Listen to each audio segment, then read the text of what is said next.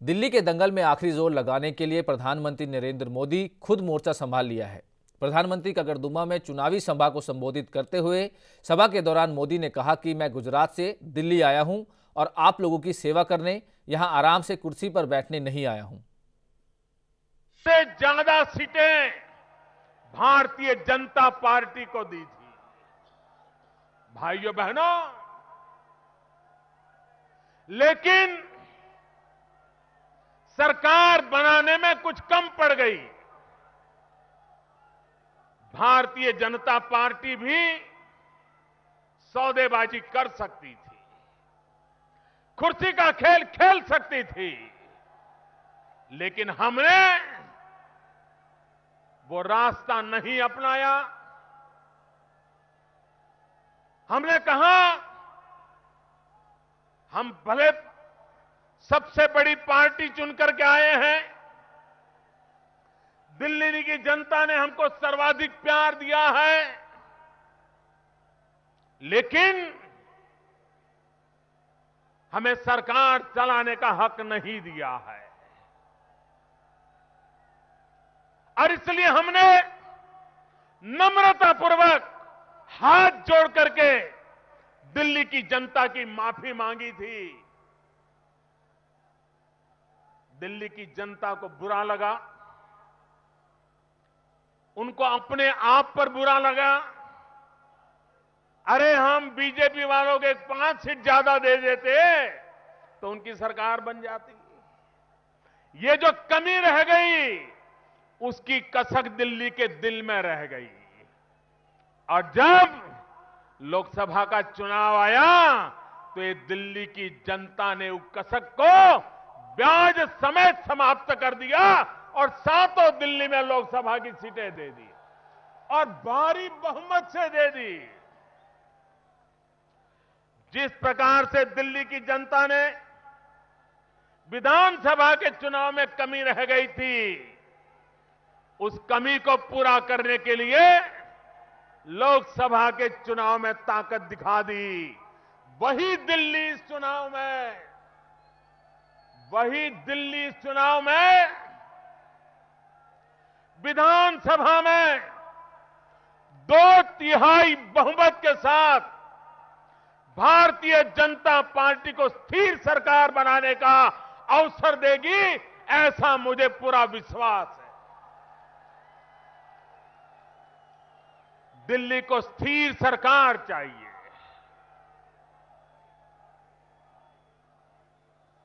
दिल्ली को सरकार चलाने का तजुर्बा वाले लोग चाहिए। बहन किरण जी के नेतृत्व में, जिनको दिल्ली का चप्पा चप्पा पता है, जो दिल्ली के इतिहास से भी जुड़ी है, दिल्ली की भूगोल से भी जुड़ी हुई है, जिन्हें प्रशासन का अनुभव है, वो मजबूत इरादे भी हैं और मजबूत कंधे वाली भी महिला है। वे इस बोझ को उठा करके दिल्ली को नई ऊंचाइयों पर ले जाएगी, इसका मुझे पूरा विश्वास है। भाइयों बहनों, और मैं तो आपके लिए सेवक के रूप में हमेशा आपकी सेवा के लिए हमेशा तत्पर हूं। भाइयों बहनों, ये दिल्ली में पीने के पानी की समस्या हर हमेश परेशान करती रहती है कि नहीं करती रहती है? हमेशा चिंता रहती है कि नहीं रहती है कि हरियाणा पानी देगा या नहीं देगा? दिल्ली में कांग्रेस की सरकार, हरियाणा में कांग्रेस की सरकार, उसके बावजूद भी दिल्ली पानी के बिना तरसता था कि नहीं तरसता? वो दिन आपने देखे कि नहीं देखे? ये भारतीय जनता पार्टी की राजनीति देखिए। हमारे लिए राजनीति से ऊपर भी राष्ट्रनीति हुआ करती है और इसलिए हरियाणा में बीजेपी की सरकार बनते ही वहां के मुख्यमंत्री ने दिल्ली की तरस मिटाने के लिए महत्वपूर्ण कदम उठाए और दिल्ली को पानी देना शुरू कर दिया। अच्छी सोच वाले लोग जब सरकार में होते हैं तो कैसे अच्छे परिणाम आते हैं, उसका एक सीधा सीधा उदाहरण है। भाइयों बहनों, हमारी सरकार ने एक महत्वपूर्ण काम उठाया। मैंने भ्रष्टाचार के खिलाफ एक बहुत बड़ी लड़ाई छेड़ी हुई है, लेकिन मैं बयानबाजी कम करता हूं, लेकिन कदम एक के बाद ऐसे उठा रहा हूं कि जिसके कारण भ्रष्टाचार की हर गतिविधि पर नकेल लग रही है। भारत सरकार गैस के सिलेंडर पर सब्सिडी देती है।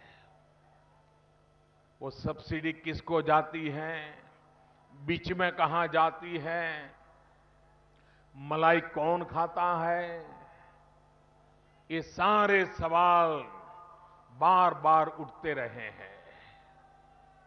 क्या कोई उसका उपाय नहीं था? आज मैं गर्व के साथ कहता हूं, हमने उपाय खोजा और 3 महीने के भीतर भीतर 9 करोड़ परिवारों में गैस सिलेंडर की सब्सिडी के पैसे सीधे सीधे उनके बैंक खाते में जमा करवा दिए।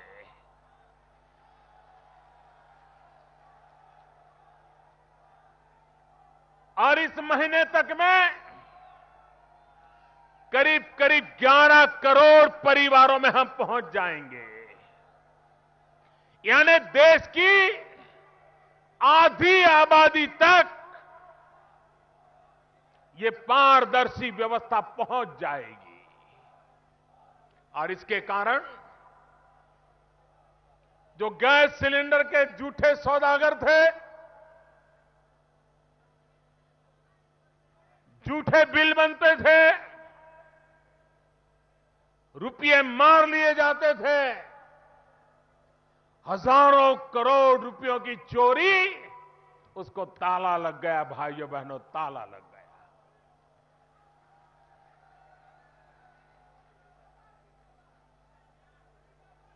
इतना ही नहीं भाइयों, इस देश के गरीब को आर्थिक व्यवस्था के ढांचे में कभी जोड़ा नहीं गया। 7 करोड़ से अधिक परिवार आर्थिक व्यवस्था के ढांचे से बाहर थे। गरीब का बैंक में खाता नहीं खुलता था और गरीब को साहूकार के हाथ से पैसे लेना जाना पड़ता था। ऊंचा ब्याज का दर रहता था। एक प्रकार से गरीब का पूरा पैसा ब्याज देने में चला जाता था। भाइयों बहनों, उसका परिणाम यह हुआ कि गरीबों को बेमौत मरने की नौबत आती थी। जवान बेटी शादी तय हुई हो, पैसों के अभाव में बेटी कवारी रह जाती थी। क्या हिंदुस्तान के पैसे गरीब के काम आने चाहिए कि नहीं आने चाहिए? क्या गरीब को उस पैसों का लाभ मिलना चाहिए कि नहीं मिलना चाहिए? क्या गरीब हमारा इन बैंकिंग व्यवस्था का हिस्सा बनना चाहिए कि नहीं बनना चाहिए? भाइयों बहनों, हमने एक बीड़ा उठाया। इतने कम समय में हिंदुस्तान के हर गरीब का दरवाजा खटखटाया, सामने से जाकर के उसको बैंक का खाता खोलने के लिए निमंत्रित किया। भाइयों बहनों, बैंक का खाता खोलने के साथ गरीब को 1 लाख रुपए का अकस्मात बीमा भी दे दिया गया। आज अगर गरीब के परिवार में कोई संकट आएगा, 1 लाख रुपए का बीमा उसका मंजूर हो जाएगा। गरीब की चिंता कैसे होती है? वो नारेबाजी से नहीं होती है। एक के बाद एक महत्वपूर्ण कदम उठाने पड़ते हैं और कदम भी कागज पे नहीं, सफलतापूर्वक उसको लागू करना होता है, समय सीमा में लागू करना होता है, तब जाकर के उसे उसका लाभ मिलता है। मेरे दिल्ली वासियों, मैंने पहले ही दिन कहा था, यह सरकार गरीबों के लिए है, यह सरकार गरीबों को समर्पित है। और इसलिए भाइयों बहनों, हमने सरकार में आते ही संकल्प किया है, जब देश की आजादी के 75 साल हम मनाएंगे, 2022 में भारत की आजादी के 75 साल होंगे। भगत सिंह, सुखदेव, राजगुरु, ऐसे अनेक महापुरुष जो फांसी के तख्त पर चढ़ गए हमारी आजादी के लिए। महात्मा गांधी के नेतृत्व में देश के लाखों नौजवानों ने अपनी जवानी जेलों में खपा दी, तब आजादी मिली है। देश की आजादी के लिए जीने मरने वाले लोग, उनके सपने पूरे होंगे कि नहीं होंगे? और इसलिए भाइयों बहनों, जब आजादी के 75 साल होंगे, तब हिंदुस्तान हमारे इन महापुरुषों के सामने हमारा वो चेहरा कैसा हो।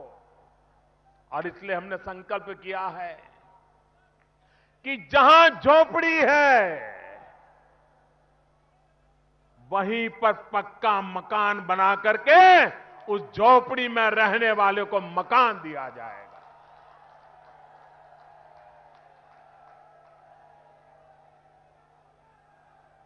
वो अच्छे पक्के मकान में रहे और जहां रहता है वहीं मिले। ऐसा नहीं कि वहां से उसको 10 किलोमीटर उठा करके फेंक दिया जाए, ये मुझे मंजूर नहीं है, क्योंकि उसकी रोजी रोटी वहीं पर है। उसकी रोजी रोटी सुरक्षित रहे, अपनी ही झोपड़ी में पक्का मकान मिल जाए, अरबों खरबों रुपया खर्च करके मुझे मेरे देश के गरीबों को सम्मान से जीने के लिए अवसर देना है। और दिल्ली में मुझे सबसे पहले इस काम को शुरू करना है, और इसके लिए मुझे आशीर्वाद चाहिए। भाइयों बहनों, ये हमारी यमुना जी दिल्ली की शान बन सकती है कि नहीं बन सकती है? पूरी दिल्ली को शाम को टहलने के लिए आना हो तो यमुना जी की गोद में आने का मन करना चाहिए कि नहीं करना चाहिए? लेकिन क्या हालत बना के रखी है भाइयों बहनों, इसे बदला जा सकता है और मैंने बदलने की ठान के रखी है। मुझे इसके लिए आपके आशीर्वाद चाहिए। यहां के जीवन में बदलाव लाना है, यहां के जीवन को नई सुविधाएं देनी है। और इसलिए मेरे भाइयों बहनों, एक तरफ गरीबों के कल्याण को प्राथमिकता देनी है, तो दूसरी तरफ नौजवान को रोजगार देना है। हम दुनिया के 65% हमारी जनसंख्या 35 साल से कम उम्र की है। जिस देश के पास इतने नौजवान हो, वो देश अपनी नहीं दुनिया की भी तकदीर बदल सकता है, दुनिया की तस्वीर बदल सकता है। और इसलिए हमारे युवा शक्ति पे भरोसा करते हुए हम उसके जीवन की तकदीर तो बदलना चाहते हैं, देश की तकदीर और तस्वीर बदलना चाहते हैं। हम उसे रोजगार देना चाहते हैं और इसलिए मेक इन इंडिया का अभियान चलाया है। आज दुनिया के हर देश के लोग भारत में आने के लिए प्रेरित होते हैं।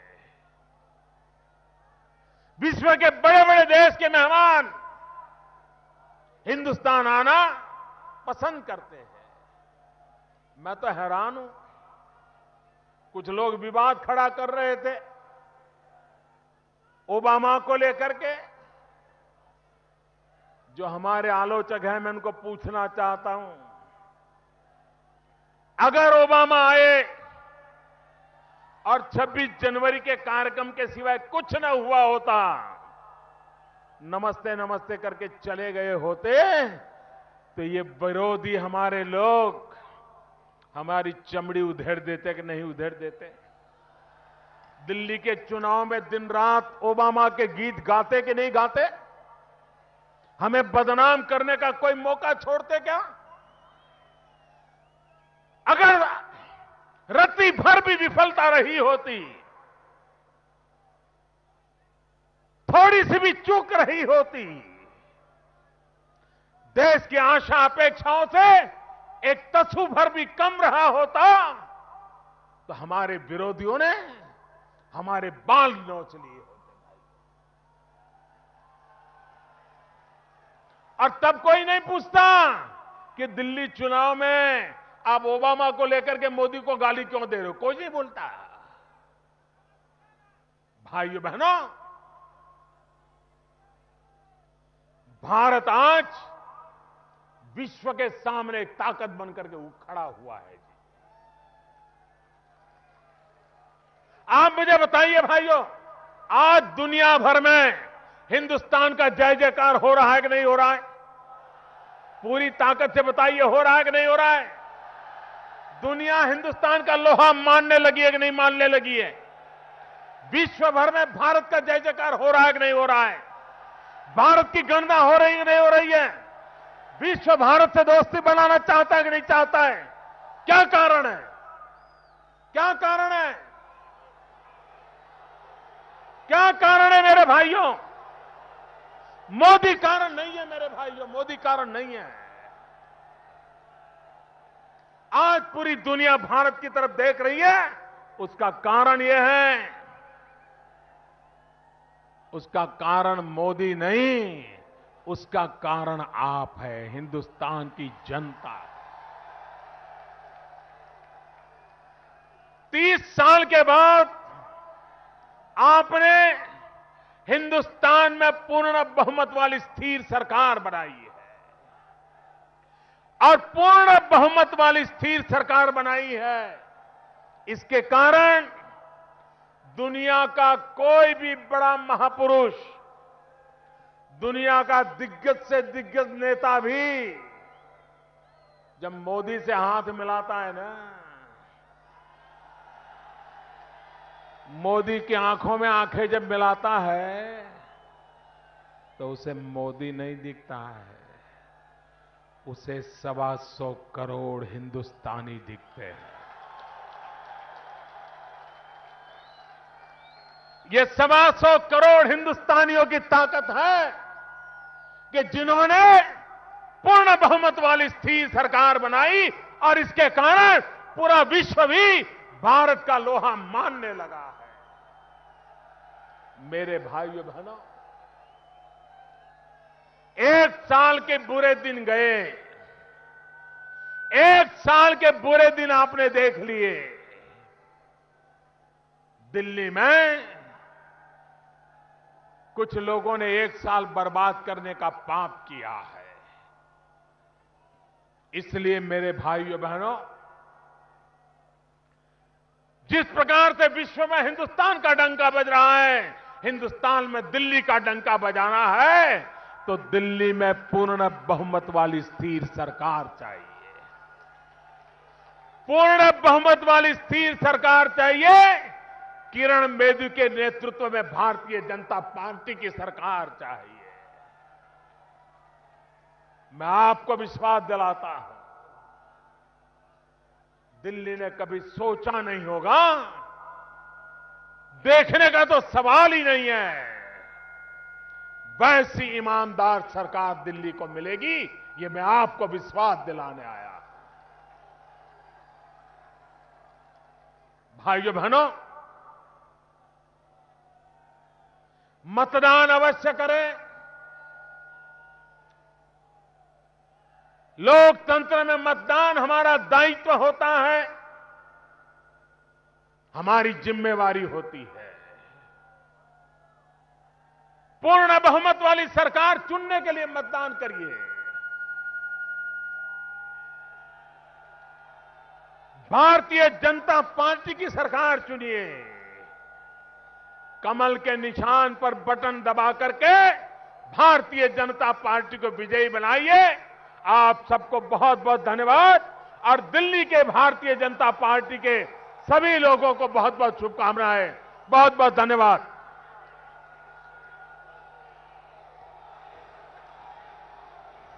इस मंच की ओर से यहां पर आए हुए भारतीय जनता पार्टी के सभी कार्यकर्ता बंधुओं का हार्दिक अभिनंदन, हार्दिक वंदन है। खबरों की दुनिया में आइए, हमारे साथ कहीं भी और कभी भी जुड़िए। हम मिलेंगे फेसबुक पर, हम दिखेंगे यूट्यूब पर, हमें फॉलो कीजिए ट्विटर पर। खबरों के साथ बने रहिए रात दिन।